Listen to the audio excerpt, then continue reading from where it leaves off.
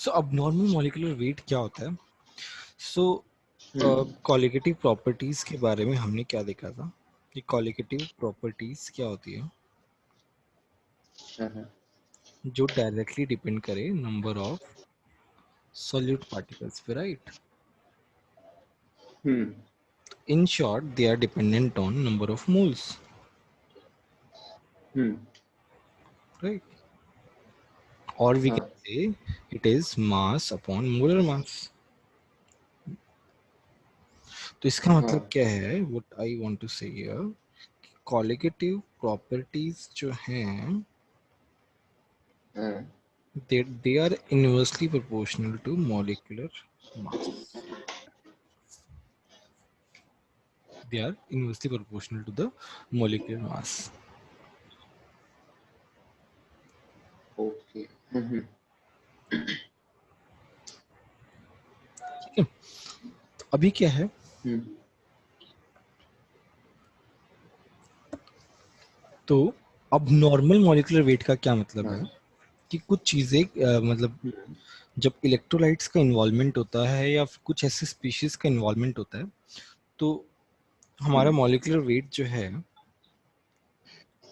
Because of electrolytes hmm molecular weight, चलो मैं इसको मॉलिक्यूलर मास लिख देता हूँ। Molecular mass differs sometimes, इसीलिए ओके इसको बोलते हैं हम अब नॉर्मल मॉलिक्यूलर वेट। ये कैसे होता है बताता हूँ। हाँ ये दो पार्ट से हो सकता है। हम्म पहला पार्ट है इसमें डिसोसिएशन।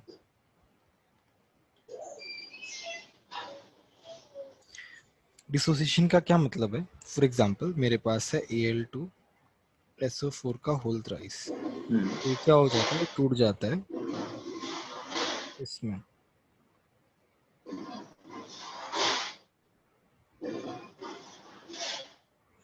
इस तरीके से टूट जाता है। अच्छा अपना माइक ऑफ कर लो ना, बहुत डिस्टरबेंस आ रहा है। हाँ जब कुछ पूछना हो तब हाँ ऑन कर सॉरी लेना, हम्म ठीक है? तो यहाँ पे क्या है, ये जब ये जो डिसोसिएशन हुआ है तो इस डिसोसिएशन में यहाँ पे एक ही स्पीशीज है, यहाँ पे टोटल कितनी हो गई, 5 स्पीशीज हो गई। यहाँ पे 5 स्पीशीज है, यहाँ पे ओनली 1 है। तो बिकॉज ऑफ दिस डिसोसिएशन क्या हो रहा है ना कि तुम्हारा मॉलिक्यूलर मास जो है वो चेंज हो रहा है। मॉलिक्यूलर मास क्या हो रहा है, चेंज हो रहा है, ठीक है? तो यहाँ पे क्या होता है डिसोसिएशन में, number of moles are getting increased. Therefore, molecular mass is getting decreased. If number of moles बढ़ रहे हैं तो n बढ़ेगा, n के inversely proportional to molecular mass है। सर आपने वहाँ पे 1 और 5 स्पीशीज कैसे लिखा इसका 1 मोल है ना, इसके 2 3 मोल, इसी तरीके से लिख लो। चलो मोल लिखो, ज़्यादा अच्छे समझ में आएगा। तो number of moles are getting increased, इसका मतलब क्या है, इसका मतलब क्या है, इसका मतलब है increase in the qualitative property, increase in the qualitative property. Qualitative property भी इंक्रीज करेगी बिकॉज वो तो मोल्स के डायरेक्टली प्रोपोर्शनल है। तो वी कैन कंक्लूड जब भी डिसोसिएशन होगा तो नंबर ऑफ मोल्स बढ़ेंगे, क्वालिटेटिव प्रॉपर्टीज बढ़ेगी और मॉलिक्यूलर मास घटेगा। बोलो ये वाली बात समझ में आई कि नहीं? आई आई ठीक है, इसका स्क्रीनशॉट ले लो, मैं रब करने वाला हूँ। दे दिया नेक्स्ट तुम्हारा आता है एसोसिएशन। एसोसिएशन का मतलब है जुड़ना। फॉर एग्जाम्पल मेरे पास है C6H5COOH, इसके दो मॉलिक्यूल जुड़ गए और मेरे पास बना है C6H5COOH का ट्वाइस। C6H5 इस तरीके से होता है।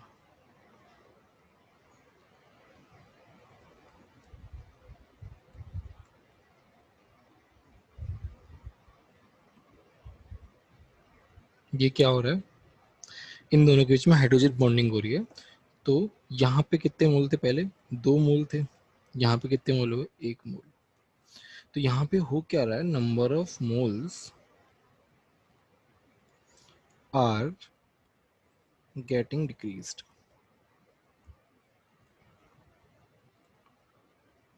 Number of moles are getting decreased, इसका मतलब क्या है, कॉलिगेटिव प्रॉपर्टीज जो हैं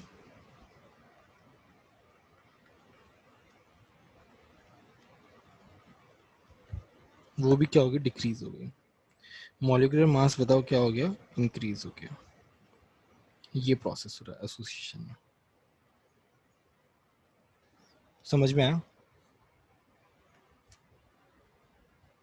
सिद्धार्थ?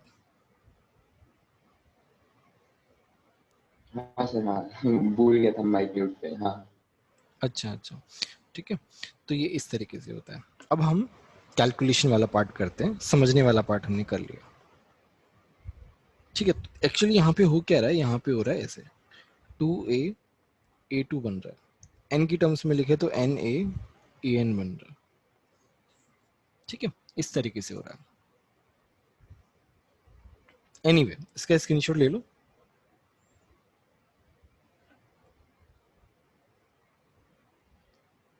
ठीक है, नेक्स्ट ले तुम्हारा लिया। आता है वांट ऑफ फैक्टर, जिसको हम आई से रिप्रेजेंट करते हैं ना। वांट ऑफ फैक्टर जो है उसका सिंपल सा फॉर्मूला होता है आई का, ऑब्जर्व्ड कॉलिगेटिव प्रॉपर्टी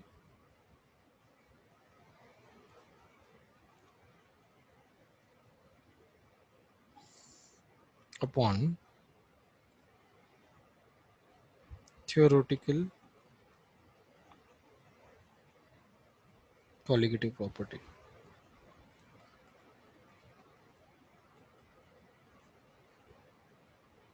ठीक है, ऑब्जर्व जो एक्सपेरिमेंटली देखा गया और थ्योरेटिकल जो थ्योरेटिकल वे से आया। अब जैसे लेट्स टॉक अबाउट RLVP, तो ये हो जाएगा observed RLVP upon theoretical RLVP। मैं क्या लिखूंगा, observed RLVP is equal to i into theoretical RLVP का फॉर्मूला क्या होता है, मोल फ्रैक्शन ऑफ सॉलिड। तो अभी RLVP न्यू क्या आ गया है, ऑब्जर्व वाला आई इंटू एक्स ऑफ सॉल्यूट। तो अभी जब डिसोसिएशन और एसोसिएशन हो रहा हो, है ना, अभी हमारे पास नए सेट ऑफ फॉर्मूलाज आ गए। When ever there is an association और डिसोसिएशन, तो हर एक फॉर्मूला जो है वो वैसा हो जाता है, जैसे delta T b is equal to i into K b m, सबके आगे आई लग जाएगा, delta T f i into K f into m, फिर pi is equal to i into C R T. Like that you will get in every formula there is an introduction of I in case of association or dissociation. Clear? आगे बढ़े।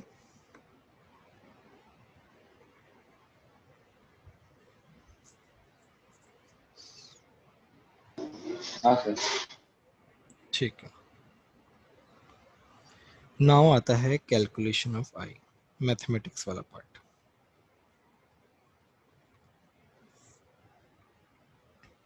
है ना। तो पहले हम देख रहे हैं डिसोसिएशन का पार्ट,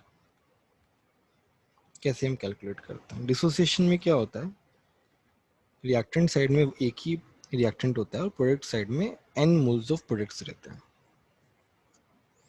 ठीक है।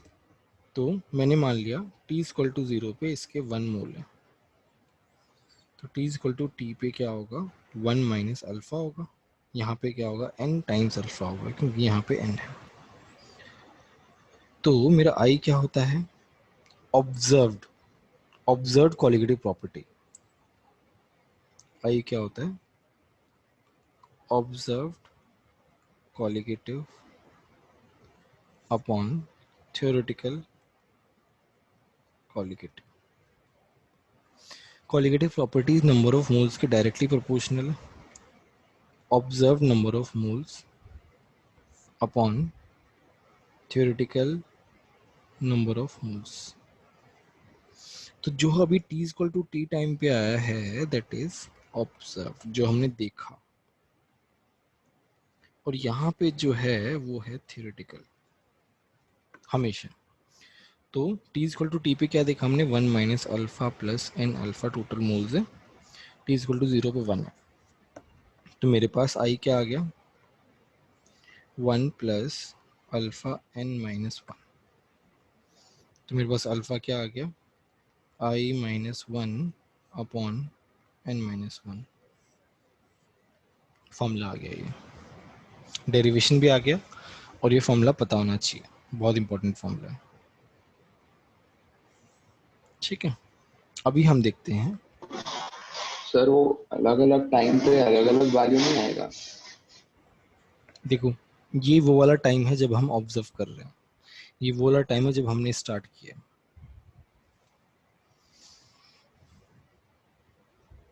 या तुमने कुछ और तो पूछा है। हम लोग, नहीं मतलब हम लोग जिस टाइम पे थियोरेटिकल वैल्यू देख रहे हैं उसी टाइम का ऑब्जर्व वैल्यू नहीं देखेंगे?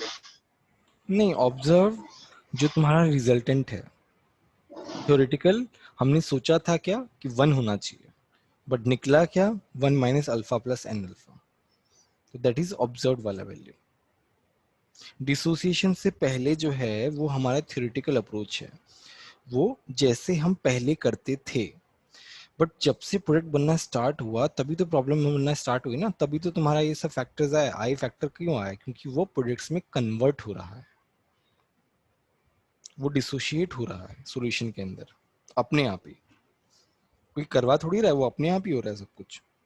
तो इसीलिए हमें वो वाला केस कंसीडर करना पड़ेगा, और हमें इस तरीके से करना पड़ेगा, ऑब्जर्व वाला टी इक्वल टू टी पे कोई भी पर्टिकुलर टाइम पे। अल्फा तुम्हारा डिग्री ऑफ डिसोसिएशन है, ये तो पता होगा तुमको। हम्म। समझ में आया कि नहीं आया ये बताओ। हाँ यार। नेक्स्ट है एसोसिएशन, प्रोसीजर सिमिलर है, यहाँ पे एन ए उल्टा हो जाता है यहाँ पे, और यहाँ पे हो जाता है ए एन। इसको 1 मान लिया, 1 माइनस अल्फा, ये क्या हो गया, अल्फा बाई एन। तो आई क्या हो गया, 1 minus alpha plus alpha by n upon 1। तो यहाँ पे आई हो गया 1 plus alpha 1 by n minus 1, alpha is equal to i minus 1 upon 1 by n minus 1। ये इसका फॉर्मूला आ गया। फॉर्मूला याद करने की बहुत ज़्यादा ज़रूरत नहीं है, डेरिवेशन देख लो ना तब भी तुम्हारा तुरंत आ जाएगा। बाकी फॉर्मूला याद कर लो, तो वो ये वाला फॉर्मूला तो याद ही कर लो, बहुत बार यूज़ होगा। अब हम इसमें एक सम करते हैं, इसका स्क्रीनशॉट लेना हो तो ले लो।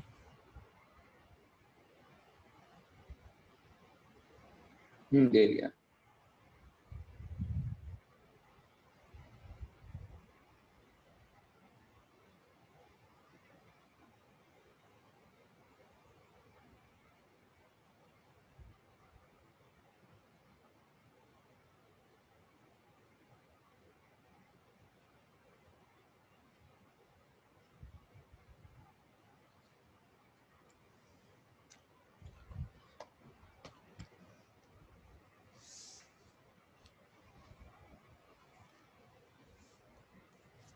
देखो अगर 100% आयनाइज लिखा हुआ मिले,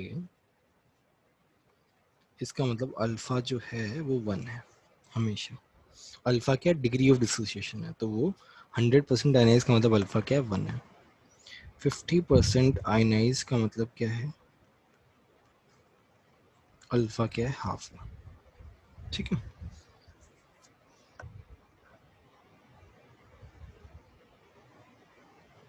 अब मेरे को दिया हुआ है 0.04 मोलल Al2SO4 का होल थ्राइस। ठीक है, के भी दिया हुआ है, सॉरी के एफ दिया हुआ है 1.86। तुमसे डेल्टा टी एफ पूछा है, वाटर तुम्हारा सॉल्वेंट है, तो डेल्टा टी एफ कैसे निकालोगे, i into K f into m. 100% ionise बोला है, आई क्या हो गया 1 plus n minus 1 alpha. N यहाँ पे कितना होगा 2 प्लस 3 5, 1 प्लस 5 माइनस 1 अल्फा कितना है 1, ये कितना हो गया 5, तो 5 लिखा। ये कितना है 1.86, मोडालिटी कितनी है 0.04। आ गया आंसर। सारे क्वेश्चन इसी तरीके से करना है, जब भी इलेक्ट्रोलाइट दिखे इसका मतलब आई तो आएगा ही आएगा। समझ में आया कि नहीं आया ये बता पहले तो। आया है।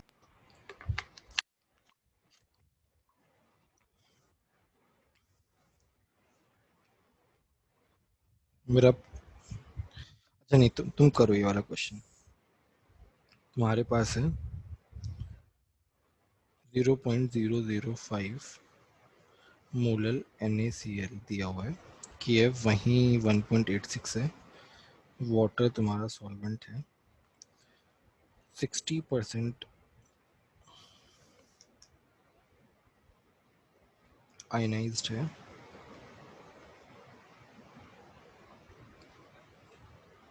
तो तुमसे पूछा है डेल्टा टी एफ क्या होगा।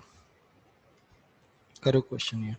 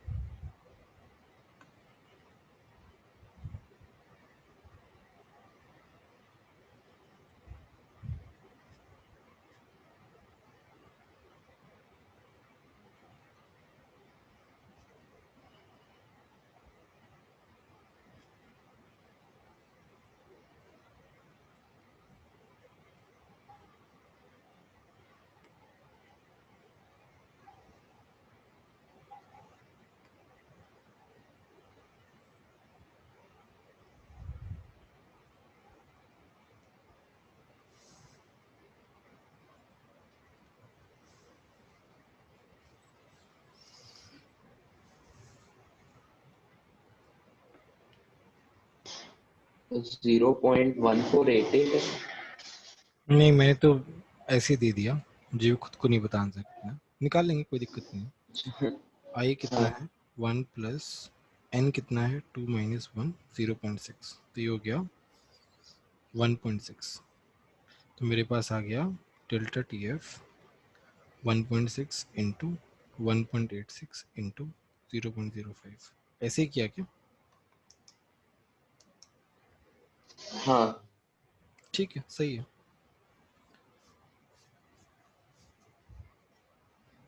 0.01488 है, सॉरी, खैर पॉइंट जो का भी गलती हुआ, आंसर है, हाँ। ठीक है ठीक है।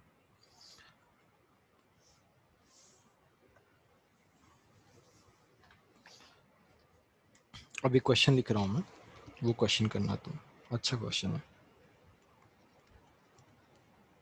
ये, दूसरे पेज पे करते हैं।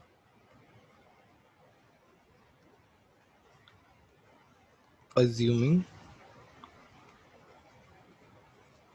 complete dissociation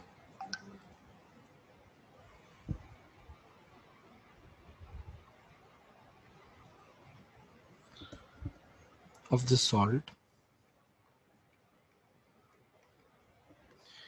calculate the molality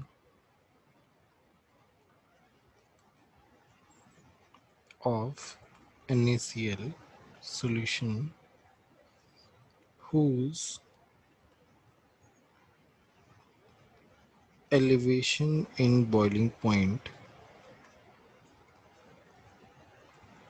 is numerically equal to the depression in freezing point of 0.2 molal Al2SO4 का whole thrice solution in H2। Kb दिया हुआ 0.52, Kf दिया हुआ 1.86।